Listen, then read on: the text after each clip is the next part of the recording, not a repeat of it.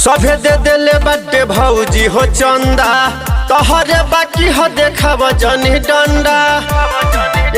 भौजी सभे दे दिले बड्डे भौजी हो चंदा तोहरे बाकी हो देखाव जनी डंडा। 11 रुपया न चलेला भौजी 501 के पर्ची हो। काम धंधा चलता मंदा तोरा चाही चंदा। जनी कह मानी के धंधा दे दा दुर्गा पूजा के चंदा हो। जनी कह मानी के धंधा दे दा दुर्गा पूजा के चंदा हो।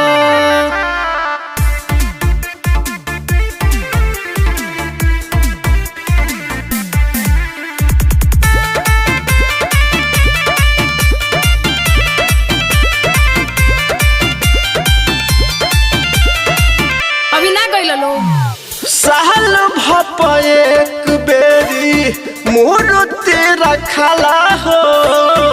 करेलू कंजूसी भौजी तहनी ना सोहाला हो।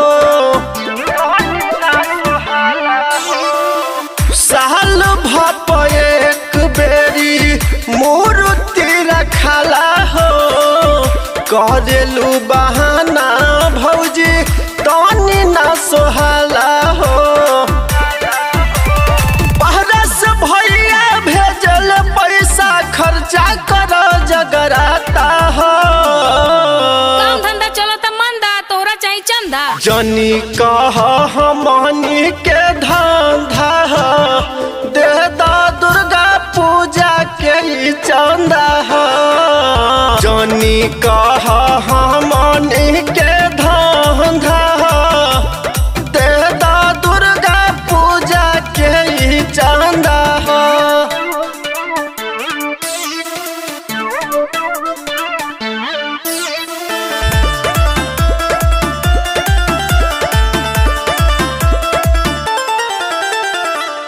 दीहे आशीष माई बात मान मोर हो।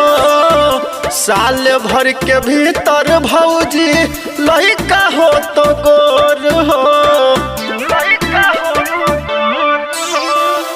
दे दया चंदा भौजी बात मान मोर हो। साल भर के भीतर भौजी बबुआ हो तो गोर हो। मंगल चंदा सूरज चंदन कर से महना हो। काम धंधा चलता मंदा तोरा चाही चंदा। जनी कह हमनी के धंधा दे दा दुर्गा पूजा के चंदा हो। जनी कह हमनी के धंधा दे दा दुर्गा पूजा के चंदा हो। 101 रुपया चढ़ा दिया पंडाल में हमरा ओरी से।